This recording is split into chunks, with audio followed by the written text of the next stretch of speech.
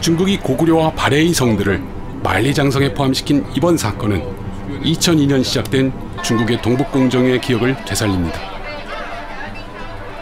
주변 민족의 역사 유적에 중국의 장성이라는 명칭을 더 씌워 중국화하려는 것은 동북공정의 또 다른 모습, 장성판 동북공정이라고 할 수 있습니다.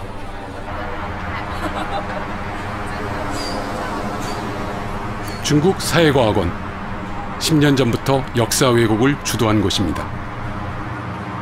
사회과학원 산하의 변강사지 연구중심, 바로 이곳에서 이른바 동북공정이 태어났습니다.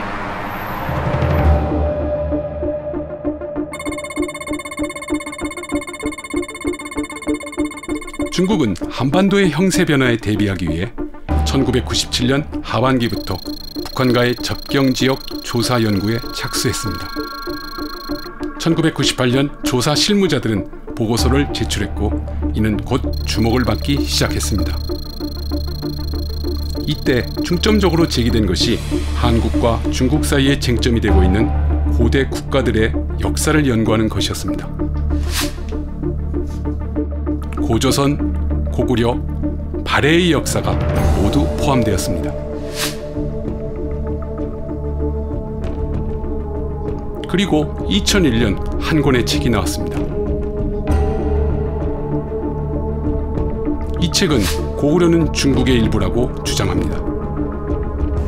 이 부분입니다. 고구려는 한대부터 당대까지 우리나라 동북지구에 일개 중대한 영향을 미친 소수민족의 족칭이고 또 그런 사람들이 세웠던 정권의 국호이다.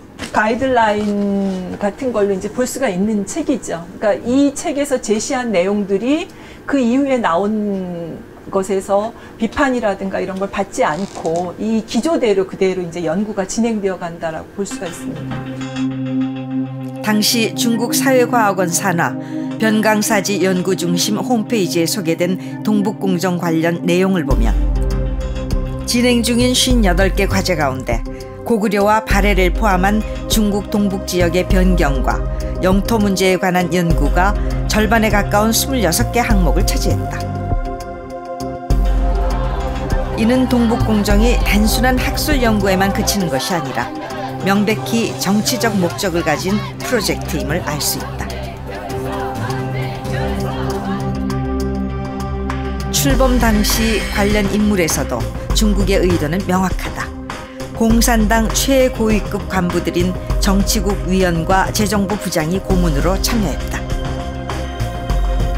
사회과학원 부원장, 흑룡강성 부서기 등 중앙과 지방정부의 관리들도 두루 포진돼 있었다.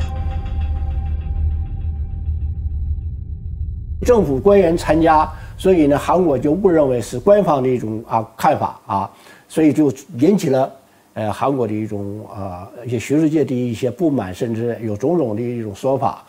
所以开始就中国有一定责任，后来现在这个工程现在已经停止了，中国已经把它停止，就是说不搞了。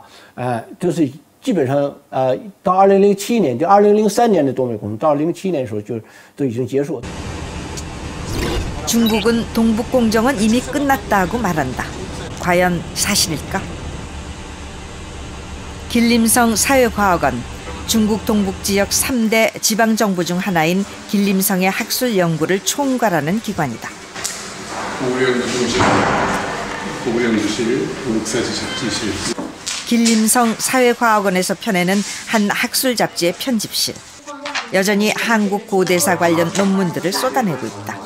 아니, 수몰지구에 있는 유적들에 대한 보고가 최근에 진행됐네요. 길림성 사회과학원에 있는 동북사지 잡지사에서 나오고 있는 최근까지의 연구 성과들입니다. 보시는 것처럼 고구려와 관련된 내용들, 중국 고대 변강지구의 여러 관련된 내용들.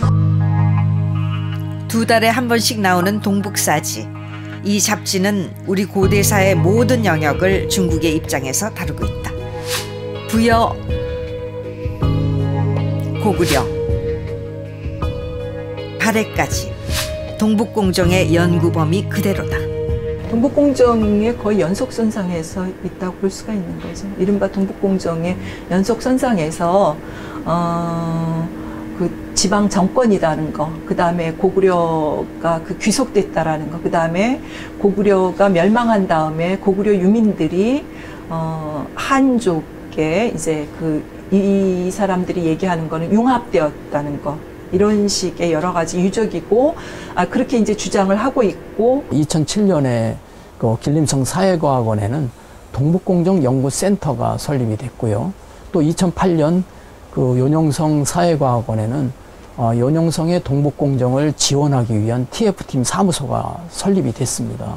만약에 동북공정이 2007년에 종료되었다고 한다면 그 이후에도 이런 동북공정 관련 기구들이나 조직들이 만들어질 필요가 없지 않겠습니까? 이런 측면을 보면 동북공정은 동북 삼성을 중심으로 해서 여전히 계속 추진되고 있다고 보는 것이 더 정확한 정세 판단이라고 볼 수 있습니다. 동북공정은 지금도 진행 중이다.